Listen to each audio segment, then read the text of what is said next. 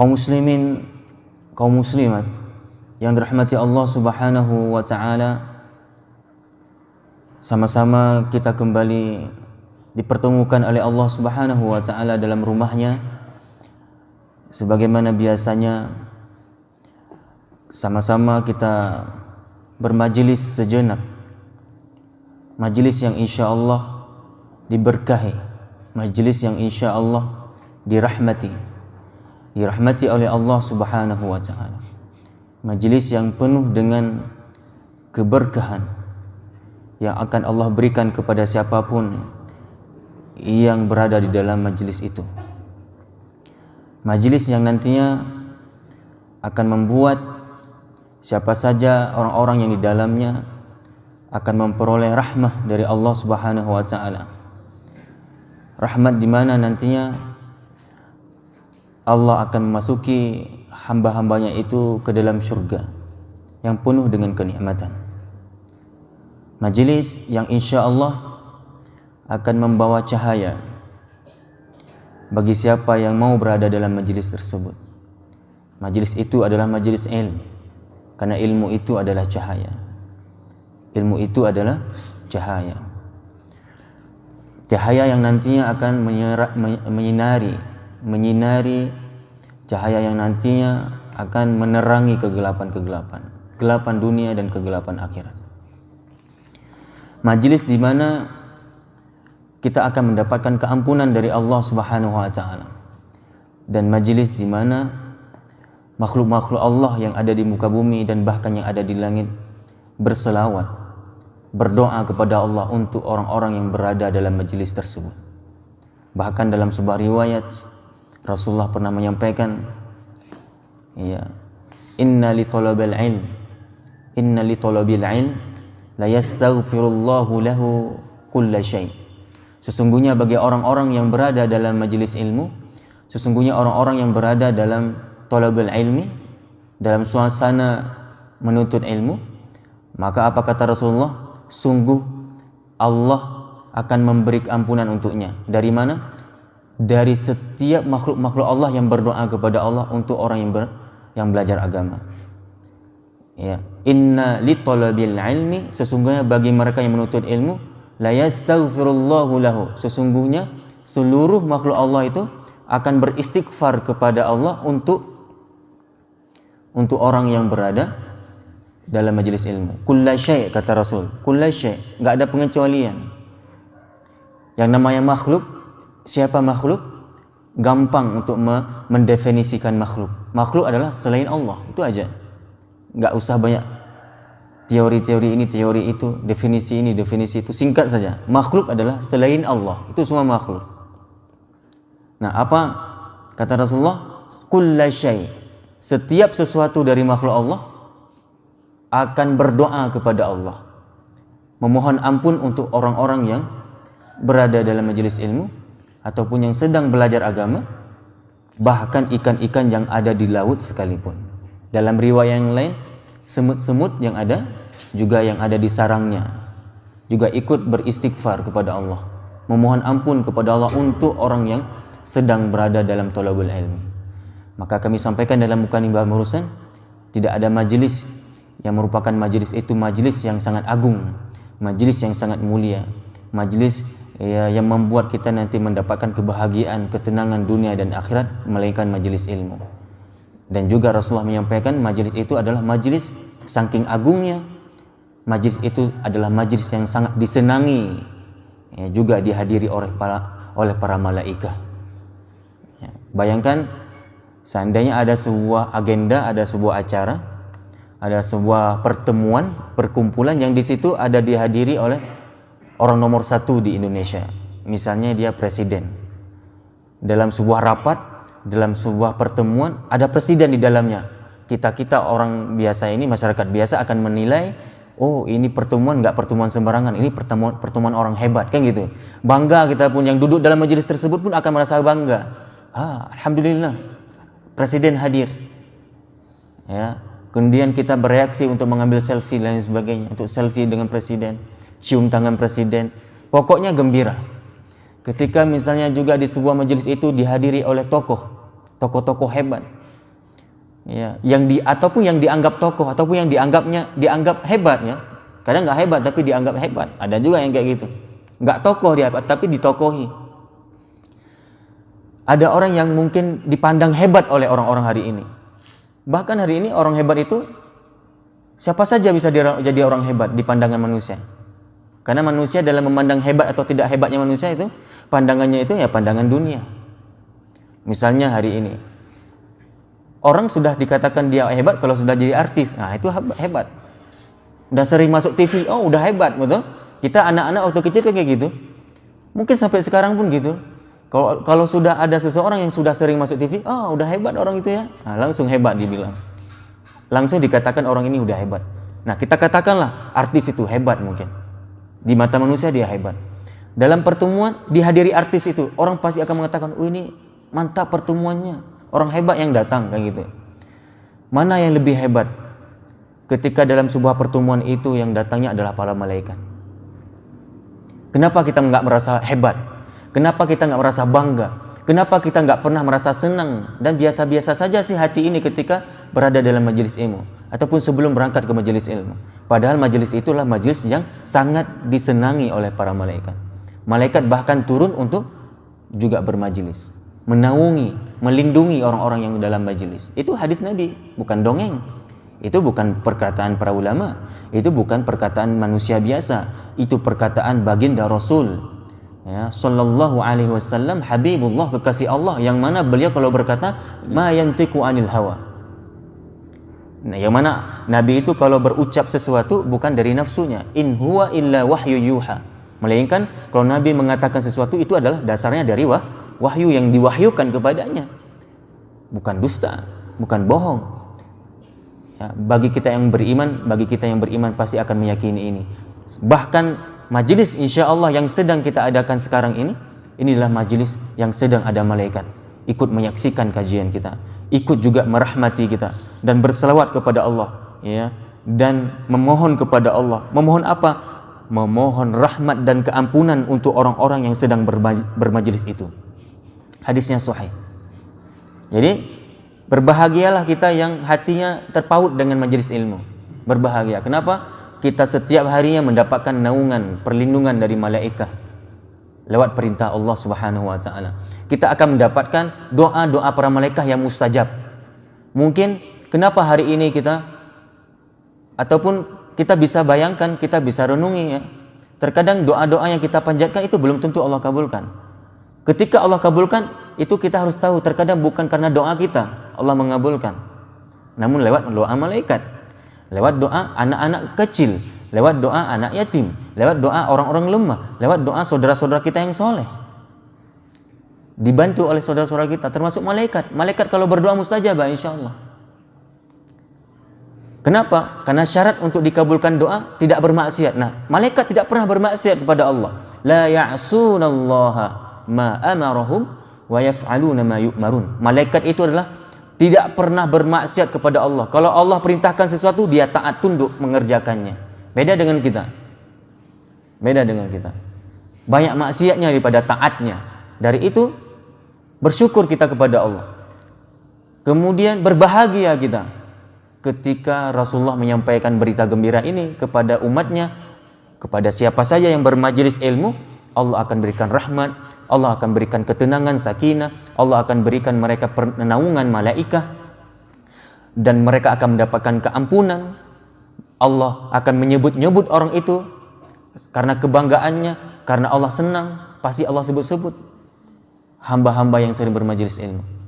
Dan makanya sudah cukup bagi kita ya, bahwa yang namanya ilmu itu akan membawa kebahagiaan, bahasa umumnya berarti akan membawa kebahagiaan dunia dan akhirat. Maka Imam Asy-Syafi'i rahimahullah pernah berkata, walaupun perkataan ini pernah ataupun sering bahkan disampaikan oleh orang-orang tertentu, penceramah, para khutbah, para asatidzah, ya, para kiai, para tungku, yang mana ini dikatakan adalah bahagian daripada hadis Nabi.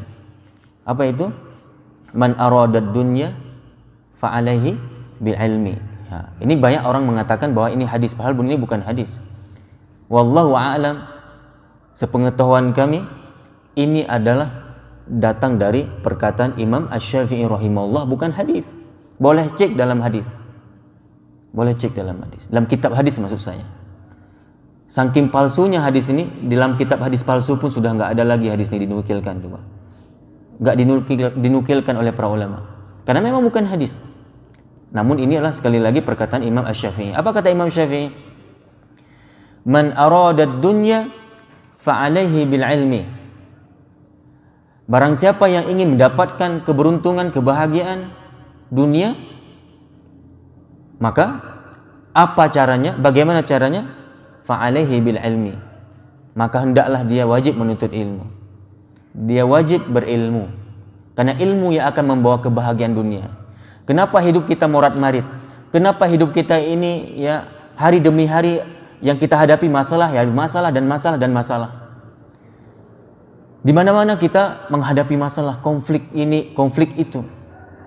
Kenapa seakan-akan dunia ini jadi ya sempit? Ini masalahnya adalah kita tidak jalani kehidupan ini dengan ilmu. Maka seakan-akan kemana gelap, masuk rumah gelap, ya di jalan gelap, di perkantoran gelap, di persekolahan gelap, ada kegelapan. Ya, di pasar-pasar ada kegelapan, di pantai-pantai ada gelapnya. Gelap di sini apa? Ada maksiatnya. Ada keributan, kekacauan, kerusakan-kerusakan. Ini apa penyebabnya? Karena sedikitnya cahaya. Maka gelap tidak ada yang menyinarinya. Ya ini. Jadi ilmu itu cahaya, dan kalau ingin bahagia di dunia, maka dengan ilmu. Orang yang punya ilmu bahagia. Bukan orang punya harta. Boleh cek. Coba lihat kiri kanan kita. Yang kita pasti makhluk sosial. Kitalah human relation. Kita manusia yang punya relasi satu sama yang lain. Coba lihat keadaan sekeliling kita. Betul nggak yang saya sampaikan bahwa, ataupun yang seperti Imam Syafi'i sampaikan tadi, bahwa kalau ingin bahagia di dunia, maka dengan ilmu, bukan dengan harta. Karena apa? Ya, coba kita perhatikan sendiri. Banyak orang punya harta nggak bahagia. Banyak orang punya duit. Banyak orang punya uang, punya harta benda. Dia punya tanah berhektar-hektar. Dia punya mobil mewah. Kalau ada satu kakak 5 orang anggotanya, 5 orangnya, 5 memiliki mobil mewah. Si anak punya mobil mewah untuk ke kampus, untuk ke perkuliahan. Anaknya yang masih SMA ke sekolah pun pakai mobil mewah ataupun pakai kendaraan roda 2 yang mewah. Istrinya pun wanita karir juga punya mobil mewah. Suaminya juga. Pas pulang sama-sama nanti pulang ke rumah yang bagaikan istana. Di dalamnya tersediakan makanan-makanan enak. Coba. Namun kalau kita berkunjung ke rumah orang itu, penuh dengan masalah. Kredit di sini belum kebayar. Kredit di sana belum kebayar. Coba. Anaknya sudah mulai hang sedikit kepalanya karena kena sabu-sabu. Coba. Yang ini sudah hamil di luar nikah. Yang di sana malas belajar ilmu, diajak oleh mamanya ke pengajian, nggak mau karena toh mamanya juga malas pengajian. Jadi kayak gitu masalah yang dihadapi oleh orang yang memiliki istana tadi. Ternyata memang sudah menjadi fitrah memang dalam kehidupan ini, yang namanya harta bukan jaminan untuk bahagia. Enggak. Pejabat-pejabat, apa kurangnya uang mereka? Setiap bulan mereka sudah ada gaji tetap puluhan juta mungkin, namun juga punya masalah banyak. Nggak tenang hidupnya, kemana-mana harus bawa satpam, kemana-mana harus didampingi oleh security, rumah harus ada security-nya, kemana-mana harus ada pendamping. Nggak nyaman, nggak tenang. Takut dicuri uang, takut dirampok orang uangnya, takut dibunuh, dan lain sebagainya karena udah banyak masalah. Nggak tenang. Orang yang punya jabatan nggak membuat bahagia juga ternyata. Orang yang memiliki harta benda yang banyak juga belum tentu juga dia membawa bahagia, mendapatkan kebahagiaan. Namun insya Allah yakin bahwa ilmu adalah alat, wasilah untuk meraih kebahagiaan. Maka perbanyaklah ilmu, bukan perbanyak harta. Harta datang sendiri kalau ilmu banyak. Nggak usah ragu. Ya, nggak usah ragu. Maka kata Imam Syafi'i tadi apa? Man aradat dunya fa'alaihi bil ilmi. Wa man arada al-akhirah fa alaihi bil ilmi. Dan barang siapa yang juga kepingin dia bahagia di hari akhirat, dengan apa lagi? Juga dengan ilmu. Bukan dengan harta. Bukan dengan memperbanyak anak saja. Karena Allah telah katakan itu, yauma la yanfa'u malun wala banun. Karena pada hari kiamat kelak, hari yang tidak ada lagi manfaat harta benda yang kamu dapatkan dulu di waktu kamu di dunia. Gak ada lagi manfaat sama sekali. Sebanyak apapun harta yang kamu miliki, gak akan membawa kebahagiaan akhiratmu. Tidak akan dapat menyelamatkanmu dari kesulitan akhirat. Enggak. Yauma la yanfa'u malun wala banun. Pada hari kiamat, hari yang tidak ada lagi manfaat harta dan banun, anak-anak. Illa man atallaha biqalbin salim. Kecuali mereka-mereka yang membawa hati mereka, yang berhadapan dengan Allah, yang mendatangi Allah dalam keadaan hati mereka sehat. Sehat apa? Sehat hatinya, sehat karena menerima kebenaran, sehat karena telah terampuni dosanya. Jadi seperti itu. Wa man aradahuma, dilanjutkan lagi oleh Imam Syafi'i rahimahullah, ya. Wa man aradahuma, dan barang siapa yang ingin bahagia kedua-duanya, maka dengan apa? Fa alaihi bil ilmi juga. Maka hendaklah dia juga berilmu. Ingin bahagia dunia dengan ilmu, ingin bahagia akhirat maka dengan ilmu. Ingin bahagia kedua-duanya maka dengan ilmu. Dan orang yang katakan ini siapa tadi? Orang yang katakan ini adalah Imam Asy-Syafi'i, dan beliau kalau kita lihat sejarah, orang yang sudah mendapatkan kebahagiaan ini. Orang yang sudah menikmati kebahagiaan ini, dan beliau buktikan bahasa beliau ini. Bagaimana seriusnya beliau dari kecil menuntut ilmu. Dari kecil sudah menuntut ilmu. Dibawa oleh ibunya ke Imam Malik, sehingga beliau menghafal kitab Muwatta, kitab hadis Imam Malik rahimahullah. Belum lewat 7 tahun sudah hafal Quran 30 juz. Bahagia kali Imam Syafi'i. Nampak berkah ilmu beliau sampai hari ini. Di mana-mana beliau disebutkan Imam Syafi'i. Yang sepengetahuan saya, ya, walaupun tidak ada survei yang pasti yang bisa saya dapati sampai hari ini, namun sepengetahuan saya sekilas, ya, bahwa dunia ini masyarakat muslim mayoritinya adalah bermadzhab Syafi'i. Dan begitu banyak orang-orang yang bermadzhab Syafi'i melahirkan ulama-ulama baru lagi. Ini wallahu a'lam, nampak Allah berikan keberkahan dari ilmu beliau. Seakan-akan beliau masih hidup di antara kita sampai hari ini. Saking sering disebutkan oleh para khutbah, para dai, ya, dan lain sebagainya. Beliau rasakan kebahagiaan itu sampai beliau wafat. Ya, wallahu a'lam bissawab. Saudaraku yang dirahmati Allah Subhanahu wa taala, dari itu sama-sama kita bersabar sekarang. Sama-sama kita bersabar di atas jalan ilmu ini. Dan sabar itu sekali lagi tanpa batas. Sabar itu apa? Tanpa batas. Ada batas sabar? Nggak ada batas. Ada orang katakan, Pak Ustadz, sabar ya sabar, tapi kan ada batasnya, gitu kan? Sabar nggak ada batas. Kenapa sabar nggak ada batas? Karena pahalanya pun tanpa batas. Kenapa kita bersabar dan sabar itu tanpa batas? Sabar dan bersabar, sabar lagi dan sabar lagi. Wasabiru warabitu. Ya, jadi kata Allah apa? Wasabiru, ya ayyuhalladzina amanu isbiru wasabiru. Ya ayyuhalladzina amanu isbiru wasabiru. Tidak hanya Allah perintahkan, ya Allah, wahai manusia, hai orang-orang yang beriman, bersabarlah. Tidak titik sampai situ. Hai orang-orang yang beriman, bersabarlah dan perteguhkanlah kesabaranmu. Jangan berhenti. Sabar dan sabar. Surah apa tadi? Ali Imran 200. Ayat terakhir dari surah Ali Imran. Ya ayyuhalladzina amanu isbiru wasabiru. Apa maknanya? Hai orang-orang yang beriman, bersabarlah kalian dan teguhkanlah kesabaranmu sampai akhir. Tanpa ada batas. Jadi bersabar. Kenapa kita harus bersabar dan sabar itu tanpa batas? Karena pahala yang Allah sediakan bagi mereka yang bersabar pun juga tanpa batas. Innama yuwaffas sabiruna ajrahum bighairi hisab. Apa kata Allah? Hanya orang-orang yang bersabarlah yang nanti mereka akan mendapatkan pahala yang sangat sempurna, yang mana dia akan mendapatkannya tanpa batas. Surah apa? Az-Zumar ayat 10. Az-Zumar ayat 10. Innama yuwaffas sabiruna ajrahum bighairi hisab. Yang mana mereka nanti orang-orang bersabar, Allah akan sediakan pahala tanpa ada hisab, tanpa ada batasan. Begitu besar Allah akan berikan pahala bagi mereka yang bersabar. Nah, makanya sama-sama kita pahami bahwa hidup ini perjuangan, hidup ini penuh dengan tantangan. Karena perjuangan dengan tantangan, perjuangan dengan cobaan, perjuangan dengan rintangan, perjuangan dengan kesulitan, perjuangan dengan yang namanya